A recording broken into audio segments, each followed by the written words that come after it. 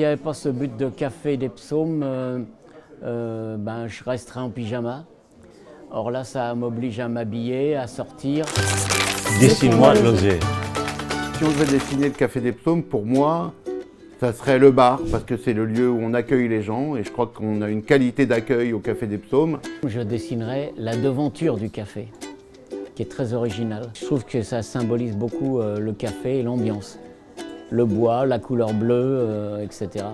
Bon, on va parler d'un repas, c'est chaleureux, on est entre nous, chacun a apporté quelque chose à manger. C'est des visages avec des sourires et des mots partout.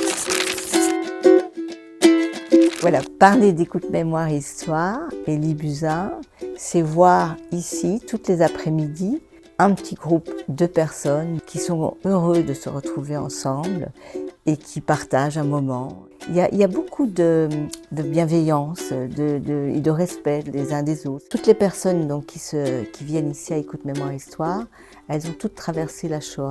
On a maintenant de plus en plus des personnes qui sont nées après la guerre, dont les parents étaient des survivants de la Shoah.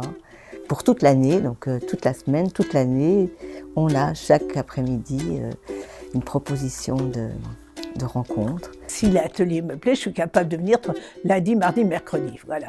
C'est un lieu de rencontre aussi où les gens peuvent rencontrer la communauté juive et puis assister à des concerts. Voilà, c'est un lieu d'ouverture avant tout. Je fais des cafés, je parle aux gens qui viennent et je les accueille. Si on avait l'occasion de le faire, ce serait de pousser un peu les murs du café. Un autre café dans un autre quartier de Paris. On a un travail qui ne peut que se développer parce que les personnes ont de plus en plus de besoins. Jusqu'à présent, ma collègue et moi, on partait dans nos séjours là, parce que nous, on n'est plus non plus en capacité de pouvoir faire tout. C'est des frais supplémentaires, c'est des coûts qui vont impacter sur notre budget.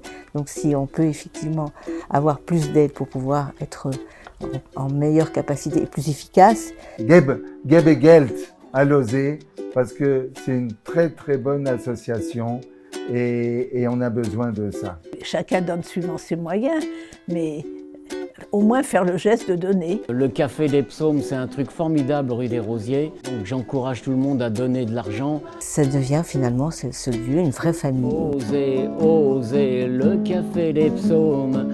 Osez, osez, vous pouvez entrer.